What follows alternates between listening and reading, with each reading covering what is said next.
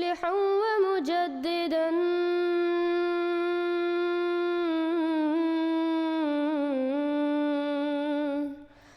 فارنوا بنظر طاهر وجناني. Assalamu Alaikum wa rahmatullahi wa barakatuhu, dear viewers. With us today we have our beloved brother Hassiem Abdullah. And today we will hear how he found the true Islam Ahmadiyya. Assalamu Alaikum, dear brother. Wa alaikum salam rahmatullahi wa barakatuh, my dear brother. How are you? Alhamdulillah, I'm doing fine. How are you? By the grace of Allah and your prayers, alhamdulillah, jazakumullah for asking. Hey, like I said, my name is Hassiem Babatu, member of the Ahmadi Muslim community. I feel like I have a unique journey in finding my path to true Islam, a journey that started November 14th, 1960, which was the day I was born. And I had no idea I was on a journey until maybe 46 years later, and it would be after I would find Ahmadiyyas. Raised a Christian, I was given the name of Bernard Jones. That was my Christian name, my birth name that I was given. Like I said, being raised a Christian, we were Baptists, originally from Miami, Florida. We went to Sunday school, we went to church on Sundays, we did all those things. And as a young man or a young teenager in high school, I began to ask a lot of questions. And as I continued to ask questions, I got no answers. Eventually, as I graduated high school, and I heard a lot of things about Islam, and there was a good friend of mine who lived across the street, always used to talk about Islam, but I didn't really know no Muslims until actually it was funny. One of the people who moved in my neighborhood years later, I found that he was part of the Ahmadi Muslim community. And when I joined, I seen him in there, and we started talking about all the things as a kid and experiencing the things him and his wife would do for all the children in the neighborhood. But like I say, so as I graduated high school, the first doors I walked into to find out more about Islam was the doors of the Nation of Islam. I walked in, and a particular guy was there, and it was attached to Sister Clara Muhammad's school here on 3rd Street in Milwaukee. And I asked the guy some questions, and some of the things he said to me, and some of the ideology and some of their beliefs, some of it was kind of close to Christianity. But what really steered me away when I asked about if I was married to a woman of European descent, I've had people of European descent, friends that wanted to join, could they join? And he told me no at the time. So I walked out the door of the Nation of Islam, and I said, well, that isn't for me. So have it be, I ended up joining the U.S. Navy. And the first Jummah service I actually attended, I was in boot camp in Great Lakes, Illinois. So I went to the service, and I heard the guy happened to be talking about Jesus, and he was talking about Jesus not being the Son of God, not literally being God, and and just being a prophet of God. So of course, those are all the things that I was told differently. So I believed in those things. So of course, I left Juma, and as it be, I would continue on my journey and had the opportunity to visit a lot of Muslim countries. I remember my ship pulled into Jeddah in Saudi Arabia. I went to Kenya, I went to Israel, I went to Turkey, I went to Morocco, Egypt, and I started learning about mainstream Islam, just started learning the basics. And so after I got out of the U.S. Navy, I actually took my Shahada at one of the mosques on the northwest side here in Milwaukee in 1980. I got out in 83, but I still would not take Shahada for another 5 years. In 1988 is when I took Shahada. And after taking Shahada, I was attending, I wouldn't say regularly, I wasn't regular in prayers, I wasn't regularly fasting, a lot of things of that nature. And then there became a power struggle within the mosque between two individuals. Both wanted to be the imam, both wanted to lead prayers. And so you had the mosque was kind of divided between the two. One half wanted this guy, one half wanted the other guy. So I prayed and asked Allah to guide me to a mosque among pious and righteous individuals, and I continued to pray. And then one day I just happened to be at home. I turned my TV on, and on public access TV, I seen this show called Islam Live by the Ahmadiyya Movement in Islam. And it was hosted by El Hajj Dr. Muhammad Sabir. May Allah continue to elevate his status in paradise. Hajj Rasheed Ahmad American, may Allah continue to elevate his status in paradise. So I said, I never heard of this Ahmadiyya movement in Islam. Who are these individuals? So I began to watch and listen and called weekly to ask questions. And one of the things, every question I had, they were able to answer. I don't care what it was. They were able to answer these questions. And I heard them keep saying this name, Hazrat Mirza Ghulam Ahmad. Hazrat Mirza Ghulam Ahmad. Where have I heard this name? The name just kept ringing a bell with me. And after a few months, it dawned on me, it hit me, because there was an individual who was dating my oldest daughter, whose father was actually a member of the Ahmadiyya community. He gave me a book, and the book he gave me was The Philosophy, the Teaching of Islam. And I looked at that book and I said, that's where this name is, Hazrat Mirza Ghulam Ahmad. This is the writer of this book. So I grabbed the book and I started calling the show when it came back on, and I would read things in the books, and I would ask Mr. Rasheed and El Hajj, Dr. Muhammad Sabir, and it was as if they had the book in their hand. Whatever I read, they was able to just go right back and read exactly what it said. And I was like, wow. And Mr. Rasheed was one who was unique and a very beautiful individual. Anybody in the Ahmadiyya community, even outside the community who got to know him, knew he was a very wise and knowledgeable individual, not only in the religious world, but in the secular world. So I could constantly call the show. And then for 2 years, what happened, I would go to the mosque. And what Mecca, I seen Mr. Rasheed and Muhammad Sabir one day. When I worked for AT&T, I was in the alley doing some work. And I seen him, I said, hey, I'm the one who calls the show all the time. And he said, brother, what are you waiting on to come into the mosque? Come on in. So I locked up my truck and I walked in that day. And I sat there and I talked with him. And from that point on, every day I would take my lunch break, Monday through Thursday, and I would go in there and I would sit with Mr. Rasheed in the corner, and he would explain things to me. He would tell me his experiences, his knowledge and wisdom. He would share all of that information with me. And so it would still take 2 full years before I was signed by it. So actually in December of 2004, I walked in the door one day and he was sitting in there. He said, Assalamu Alaikum, brother. What's going on? I said, I'm ready to sign by it. He said, Alhamdulillah. So he got the forms. I signed by it. And that is when, and I had a lot of books, and I bought those books with me today. He said, whatever books you have right now, you can throw those books away because you're basically starting from scratch. So one of the beautiful things I loved is how he started teaching me like I was a 5-year-old. So it was like a 5-year-old in kindergarten. So we started from ground level. Everything. He really taught me the proper pronunciation. He taught me to be able to recite the last 10 surahs of the Holy Quran. He taught me how to pray properly. It was so many things that he taught me. I already knew Al-Fatiha, but I didn't know a lot of other verses from the Holy Quran, especially by heart. And the beautiful thing is he said, I want you to memorize the English first. So I would sit there and I would memorize the English. And he would keep hammering it home, just like if you hit a nail on a piece of wood, it could go down no further. But he still kept making me recite it because he said, I want you to remember this. And then we would go into the Arabic, and he would give me a little bit at a time. And I love, like, when, let's take Al-Fatiha, he would say, Alhamdulillah, and I say, Alhamdulillah. He might have said 100 times. Then he'd say, Alhamdulillah Rabbil Alameen. He might say that 100 times, but he would go over and over and over whatever verses that we would go over until he know I could memorize it. When we came back the next day and we would pick up exactly where I was at. This is what we would do. So eventually we had a program one day in the mosque, and it was called, and I actually did my journey to Islam Ahmadiyya.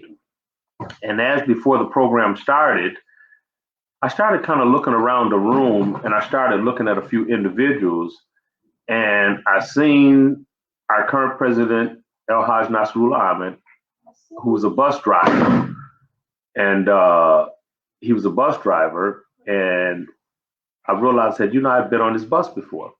There was 2 other individuals who's our current president now, Bashir Ahmed and his brother Nasser Ahmed, who were coin phone company, and I put the coin phones in them, and I went up to Nasser and I said to him, did y'all own a coin phone company? He said, yeah. And I said, did you have a coin phone over here off of 107th and Mill Road? He said, yeah. What about off of 27th and Silver Spring? He said, yeah. And I named another location. He said, yeah. I said, I put those coin phones in for you guys. So we kind of laughed about it. And then at one time, I used to live on North Avenue, between 44th and 45th Street on North Avenue here, West North Avenue, one of the first mission houses they had was direct across the street from my house. So I used to watch El Haj Rasheed Ahmed, Muhammad Sabir, Khalid Walid, Madud Ahmed, Abdul Malik. I used to watch these individuals come there to go for prayers. I knew they were Muslims, but I said, what are they going there for? Later on, I would come to find out they were going there for prayers. Then they moved down the street to Lisbon in North Avenue. And as I sat there that night getting ready to give my speech, I realized right then, and I said, Allah put them in certain places in my life to say, one day you would be in a community with these individuals. This is what I took from that. And it wasn't all at one day I seen them. It would be a year here, or 2 or 3 years would pass, and I would see this individual. 3 or 4 years ago, I would see that individual, and then did the coin phones. But I put it all together, and I said to myself, Allah said that you will be in a community with these individuals. And I kind of talked about that when I talked about my speech, my journey to true Islam. So, and I said, that's why it was December 4th of, it was actually December the 12th of 2004 when I signed by it. And it turns out Abu Bakr bin Said, who is an individual part of the Jamaat, it was his birthday. That's why one reason I never forget my date, December 12th of signing by it. We always laugh about that. And eventually I would become the Tabligh secretary. And I remember when I first became the Tabligh secretary, for those who don't know, Tabligh means preachers. So I became one who preached or director of outreach for the Milwaukee chapter. And I remember when I first got the position, I was a little nervous. And I sat down and I talked with Mr. Rasheed. He said, Babatu, I'm going to tell you something. Don't be nervous. You are a person, you're a very gifted person. You have a way of helping people understand things that they may not understand. You can bring two people together who are different opinionated and don't want to understand things, and you can make A understand why B thinks the way he does, and then you can make B understand why A thinks the way he does. He said, you're perfect for this position. So it gave me a lot of confidence. And me and Mr. Rasheed, we went to colleges, we would speak. He would allow me to open up as the speaker. Then, of course, he would finish off. We went to schools. We did things at 7 Mile Fair. We did a lot of things. And then eventually he stepped away from the show, Islam Live, where we used to be on Matter. And El Haj Dr. Muhammad Sabir asked me to join the cast of Islam Live. So we did that. And we did it for about 7 years. I was on the show until Matter disbanded. And by then we started doing a live on Facebook. So now I continue to do Islam Live on Facebook. And I do it every Thursday night around 7:15 p.m. Central Standard Time. So you got to figure out where you are according to that time. So if you look at the Greenwich Medium Time, which is London, there's a 6-hour difference. So it's going to be roughly nighttime when I'm doing it there. But by the grace of Allah, I have friends in Japan, Australia, Indonesia, Bangladesh, the African nations of Ghana and Kenya. And you've got people who sit up to wait for me to come on my show live, and they always comment. And I always tell them I really appreciate the support that they've given me, the Islam Ahmadiyya. And after I started learning more about the promised Messiah, alayhi salam, I started appreciating even more having found this organization and the beauty that it shows in teaching true Islam. And I remember when I retired, our current president, his wife said to me, and she said it in Urdu, so I can't pronounce it in Urdu, but the English translation, she said, the promised Messiah said, seekers of truth will find my community. She said, that is why I found this community, Islam Ahmadiyya.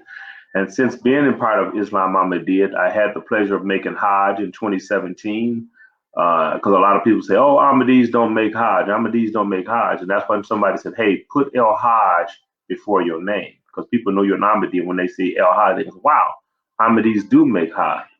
So I was able to make Hajj by the grace of Allah. 6 months later, I was able to go to Jalsa Salana Qadian. And that was one of the most beautiful experiences that I had, going to Jalsa Salana Qadian. When I went to Jalsa Salana Qadian, there was an individual came up to me. I found out he was 84 years old. And what he said to me is he took my ID, he turned around and looked at it. When he seen USA, a tear rolled out of the guy's eye. And what he said is the prophecy. He said, the prophecy has been fulfilled. And I understood exactly what he was saying. As the promised Messiah said that Allah revealed to him, I will cause thy message to reach the corners of the earth. And I always tell people, an individual back in 1889 who would say something of that nature, that Allah will said that I will cause thy message to reach the corners of the earth. He had no idea there would be cell phones, computers, technology that we have today. He had no idea that this technology would be here, but he knew that this message would reach the corners of the earth. And when I was there in Qadian, this is what all these individuals talked about. And this was a wilderness. You think about it, even if you go there now and you see what it looks like, you try to picture over 140 plus years ago, say, wow, what did this look like? You know, couldn't have been no street lights. There was no roads because my uncle, El Hajj Habib Muhammad Shafiq, who, by the grace of Allah, went back in 1972, and he talked about what it was like trying to get to Qadian, how they was on a horse and a carriage, and it was taking them there. It was nothing but mud, and they got stuck.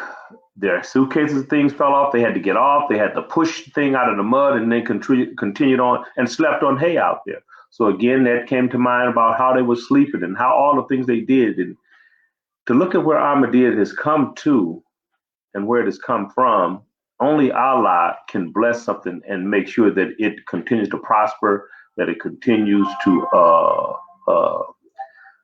get people to join, and, you know, people who are sincere and looking for true Islam. This is what happens.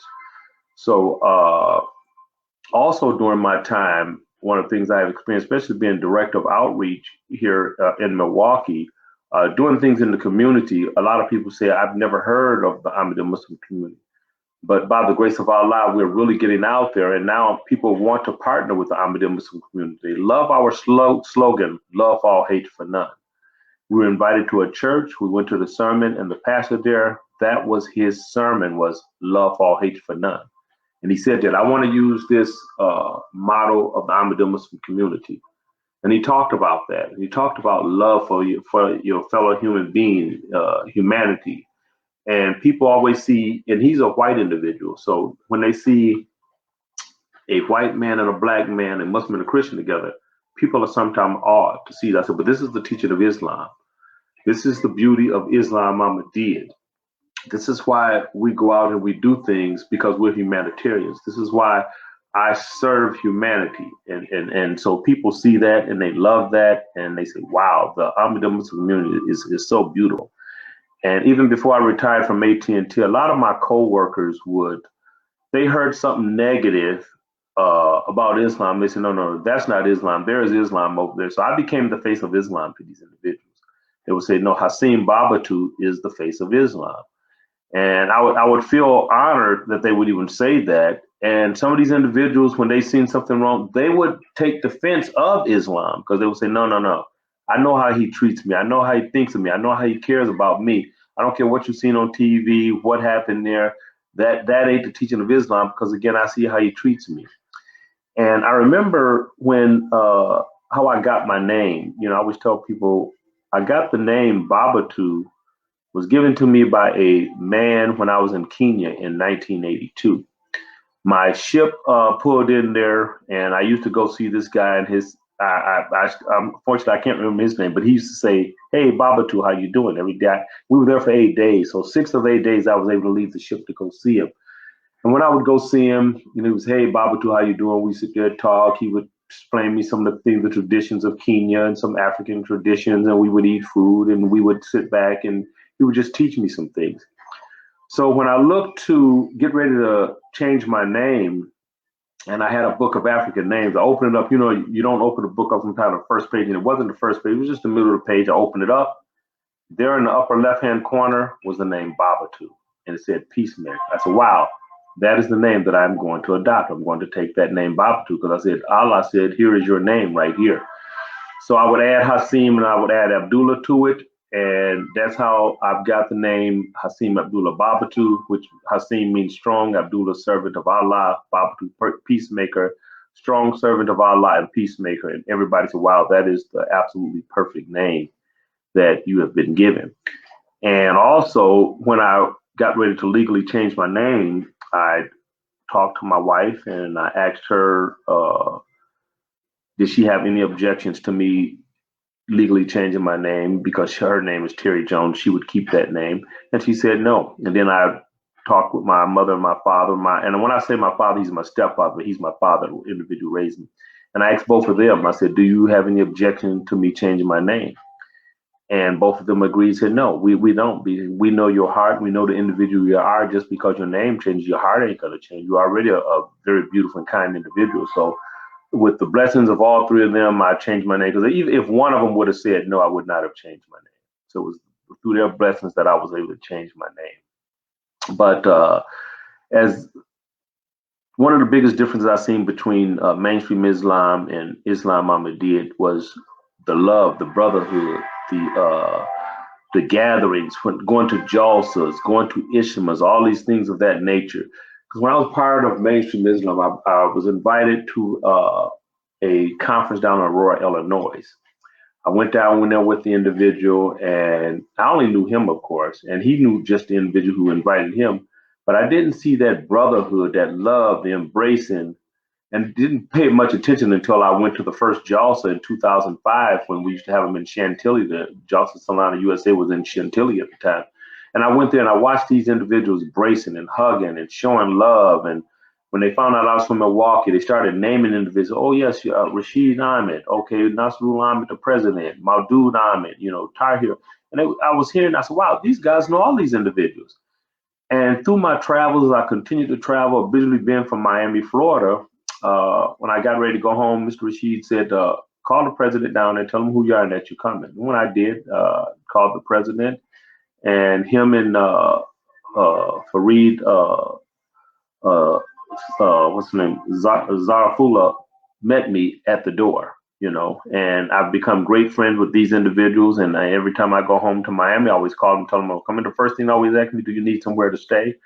And I tell them no, because I stay with my father and he doesn't live that far. I have a brother who lives in Miramar, one lives in Hollandale, not far from the mosque over there also. And also what I've noticed, just traveling. Me and Abu Bakr bin Said was once traveling from Houston, coming home, and it was a driving rainstorm. And what happened was the flights was not going to leave out that night. They said couldn't leave. He called the president, Safu Kausar from Dallas, who was the president at the time, told him we were in Dallas, and if he could get somebody to come get us. Ruan Bahola Kadam called us. Guy said, hey, I'm coming to the airport. Told us just where to meet him at, picked us up, took us to his home around 10 o'clock. We got there. His wife had cooked food, had food ready for us. We ate, we slept. Got up the next morning. She cooked breakfast for us. We made prayers, and he dropped us back at the airport. But this has happened continuously as I've traveled around the world. Like I said, I went to Ghana, and individual Abu Bakr Anderson, El Hajj Abu Bakr Anderson, now I call him Uncle. He came all the way from Ghana. He came here and he said, I want to meet Hassiem Babatunde. And he flew in from Ghana, he flew to Atlanta, he stopped in Chicago, and somebody drove him up from Chicago because he wanted to meet me. And he came up, and we got to talking. I told him I was coming to Jalsa Salana, Ghana. He said, well, you have a place to stay. So I went there, stayed with him for 5 days. He showed me all around. He took me all around the Cape Coast, the slave castles and everything. Just gave me a beautiful grand tour of Ghana and Accra and Winnebina and the Cape Coast over there. And then after that, I went up to Kumasi, and Malana El Hajj Yaqub Abu Bakr, who is the brother of Abu Bakr bin Said. He is also the headmaster and the principal of the Ahmadiyya TI High School there in Kumasi. I stayed with him at his home. Took me around and showed me things. I got to meet the missionary there and just seeing the beauty of Ghana. It was just so beautiful to go back home, and they allowed me to speak at the end of the Jalsa. And I thanked all of my ancestors. As I said, I thank my uncles and aunts, my brothers and sisters, sons and daughters, nieces and nephews, and everybody for welcoming me home. Because it seemed as if they had rolled out the red carpet for me, but I know it's for everybody that was there. And to see that sea of white, that night to Friday for Juma, where everybody wears white, you look to the left, you see it looks like a river flowing of white. You look to the north, you look to the south, you look to the east, you look to west, whatever direction, you've seen people coming, and it looked, you know, the way the land was kind of healing, it looked like a wave, and I always call it a sea of white. It's one of the most beautiful sights I had ever seen. And I took pictures, and I really wish I had took some video. Because sometimes you explain some things, you could show pictures, but when you show a video and you could see where it looks like the people were up and down like a wave, it was just one of the most beautiful, awesome sights I had ever seen. And again, the hospitality, some Facebook friends that I had who made me African outfits. I'm wearing one that I was given from somebody from Ghana, you know, but they made outfits for me, they welcomed me into their home, they fed me.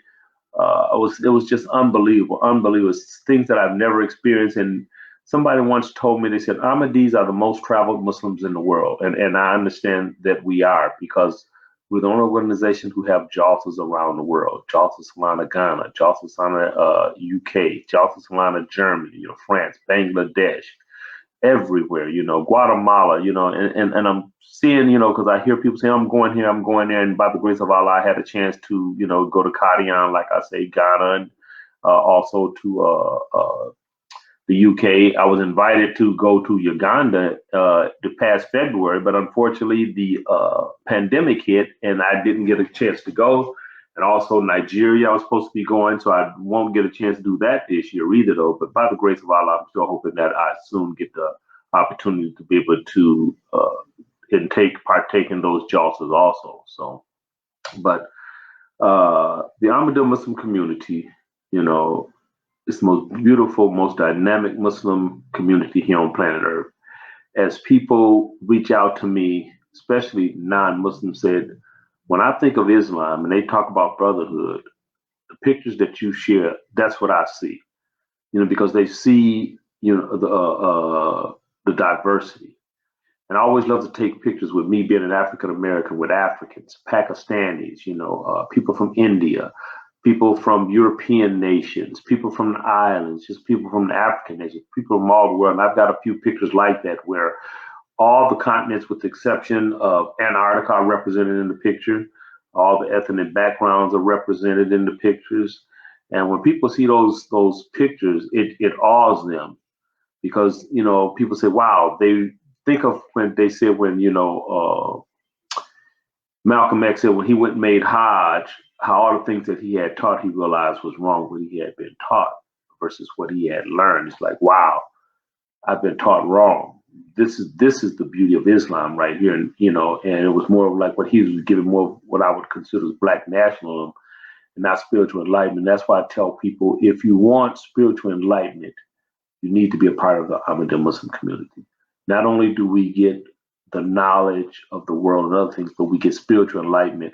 And I've got that. I always say that because Mr. Rasheed told me once he went to Canada, and when he was going through the customs, and the lady asked him, "So what are you coming here for?" He said, "Spiritual enlightenment." The lady said, "What is spiritual enlightenment?" And he laughed and he explained to her what he was coming to Canada for. And I always like to use that term now when I'm going somewhere, to any of our jalsas or ijtimas, anywhere, you know, that we're going to have a nice gathering of members of the Ahmadiyya Muslim community. I always tell people I'm going for spiritual enlightenment, because this is what we're going to get. I'm going to always get something out of it that's going to make me a better person, also going to help me make people a better person, because sometimes the way we react to things, the way we do things, it could change the thinking, you know, of an individual, their thought process, how they treat you as an individual, how they even treat other people's. And this is how I, as an Ahmadi, try to present myself to individuals and hope that they would get something very positive out of it, that they would say, wow, this person left an impact on me that no other Muslim have. And matter of fact, I do have a Facebook friend from Bangladesh who's an Ahmadi, who told me that her perception of all people of color was very negative until she seen my Facebook page. It's like it changed.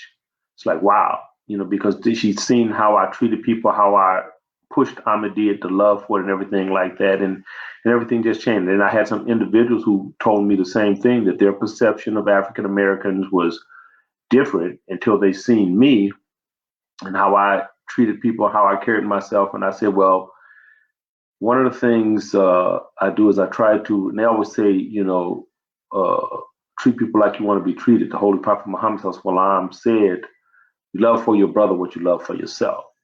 And even Jesus said, love thy neighbor like I love thyself. So you try to put all those things in the same. And that's why when I'm talking to Christians, being one who understand the Bible and verse the Bible, I tell them what our understanding of the Bible is. I don't try to debate and tell them they're wrong, but I tell them this is my understanding of what you just read or what you've said to me or this particular verse that I've read. And so we don't debate, but we always come to a conclusion that, what makes sense, even though they may still hold on to their beliefs, but they say, wow, that what you've said does make a lot of sense. And nobody's ever explained that to me. And I tell them, it took an individual who was very versed, not in the secular world, but in the religious world, who Rasheed Ahmad, to help teach me these things. But and so many other individuals along the way, like Zol Wakir Yaqub, who, wow, just he has a memory, a very sharp memory, who has sat down and talked to me and told me the history of this organization also. So I thank him, my uncle El Haj Muhammad Habib Shafiq, Khalid Wallet, Nasrullah Ahmed, Maudud Ahmed, there's so many individuals who have helped me to always say my knowledge was ground level. And now I'm continue to ascend, and I'm not as tall as Empire State Building, nothing like that, but I can say my knowledge of not only Islam, but Islam Ahmadiyya has grown. And some people always say, oh man, you know so much, but then I tell them I don't know anything. They say, what do you mean you don't know anything? So I'll explain to them, and just like Allah says, if you took all the water and all the ink, it would dry up before his word would be exhausted. I always say you could take all the water in the world, rivers, lakes, oceans. My knowledge is only one raindrop. So what difference is that one raindrop going to make if it's there or if it's not? It's not going to make any difference. So that is what my knowledge is, and I try to get people to understand that. And we in Islam, we learn from the cradle to the grave. So I'm not through learning. I'm not through teaching. I always tell people that a baby can teach you something. What can a baby teach you? A baby can tell you when they're wet. They can tell you they don't want to be held by somebody, and tell you when they're hungry. They don't have to be able to speak, but those are things that a 6-month-old baby can tell you. And people begin to realize that, that you can learn from any and everybody. And this is the beauty of Islam, because it tells us that, you don't look down on anybody that's less of you, but you don't have to look up to anybody. If you look down on somebody, you better be helping them up off the ground. This is what we believe in Islam. So this is what Islam Ahmadiyya has taught me.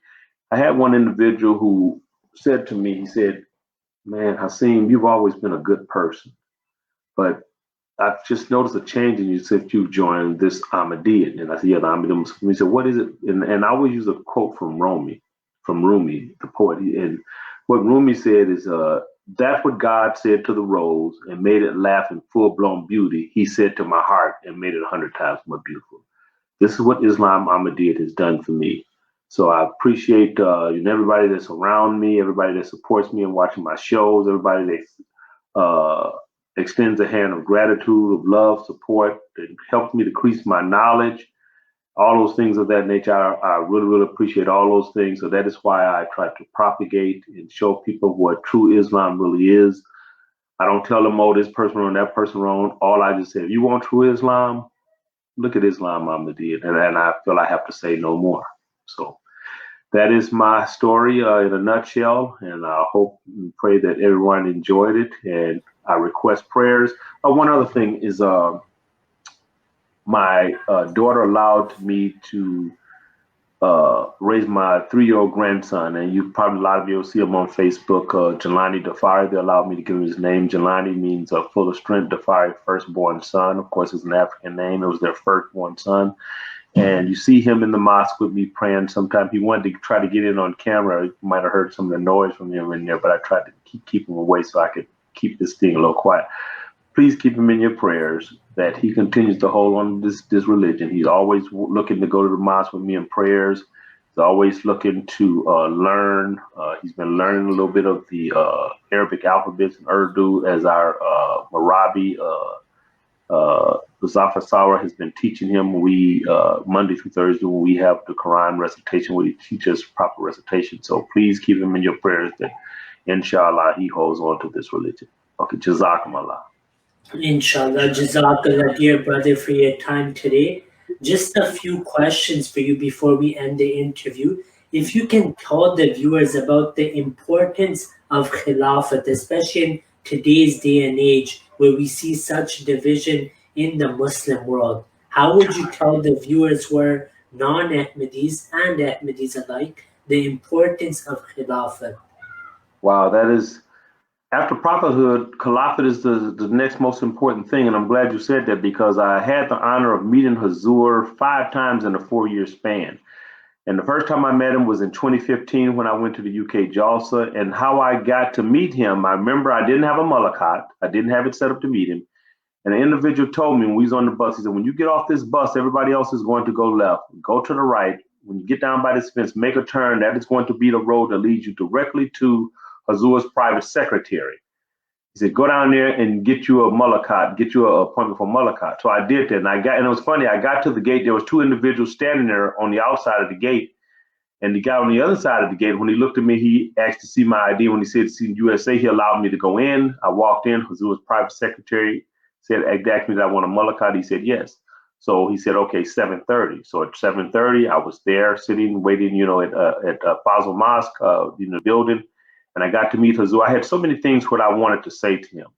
But when Hazur walked into that room, I forgot everything that I wanted to say because I was in awe.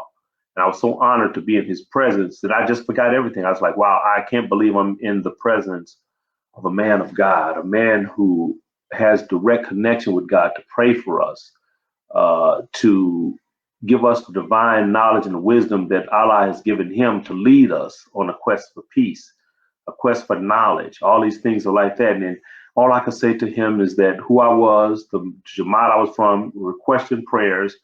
I did mention to him that I was thinking of retiring to devote my time more to the Jamaat, and this was in 2015. He said he would pray that, and that Allah would help me make the right decision. And by the grace of Allah, I did. I retired a little bit more than a year and a half after that. In September of 2016, I would go ahead and retire. And now I tell people I work for Allah 24/7 because my time is devoted to Caliphate. So with that being said, it is so important. Caliphate is so important. Rasheed, Ahmad, my mentor, said, the rope of Allah is Caliphate. Caliphate was reinstituted, after the passing of the promised Messiah, alayhi salam. And I look at where Caliphate has taken the Ahmadiyya Muslim community, especially with the second Khalifa, who Rasheed Ahmad, had the pleasure of learning under when he went to Pakistan, as a young 22-year-old. Stayed there for 5 years. He learned Urdu, he learned Arabic, he learned the Holy Quran, and came back and he taught that. But he always told us about his stories of being around, Hazur during that time and what it was like.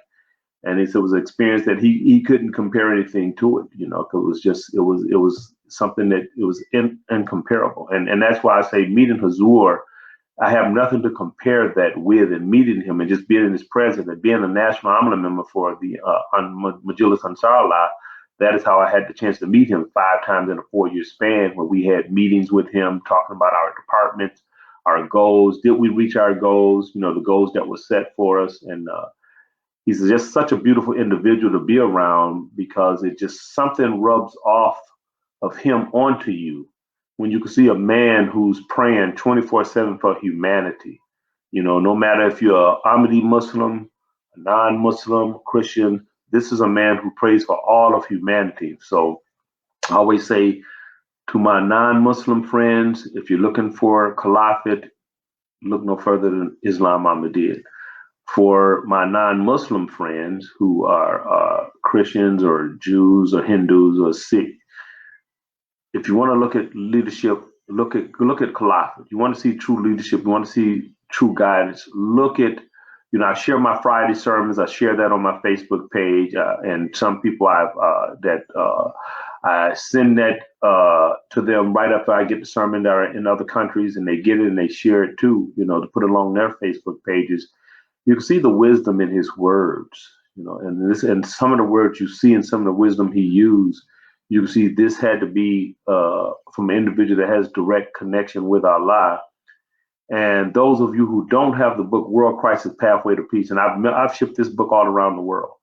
If you want that book, let me know. I'm getting another shipment in. Please let me know. I would love to get that book. That book, what we see today, when he always told us is stock up on lentils, toilet paper, paper towels, non-perishable food items, stock up. There is something that's going to happen, be it World War III or some pandemic. Something is going to happen, so you need to be prepared for this. And now here we are today. We seeing where he got that wisdom from Allah. So this is the beauty of Caliphate, that he knows things and he is given things that no ordinary man is given. So with that, hey, go to what is it? Caliphate, I believe it is caliphateofislam.org. There's a site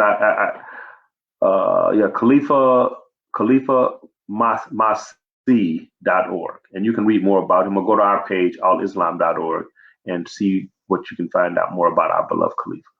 Jazakallah, dear brother, for your time today. Really inspiring interview. May Allah bless you and your grandson. In the end, we pray for all viewers that Allah guides them to the true Islam, Ahmadiyya, and enables them to study the books of the promised Messiah, ﷺ, which show us the true understanding of the Holy Quran and who the Prophet really was. Jazakallah once again, dear brother, for your time today. Jazakumullah for having me. Jazakallah. Assalamu Alaikum. Wa alaikum salam wa rahmatullahi wa barakatuh. If you have not yet subscribed, make sure to subscribe and click on the bell icon so you can get notifications for every new video. Also make sure to like and comment on the video and follow on Twitter and Instagram.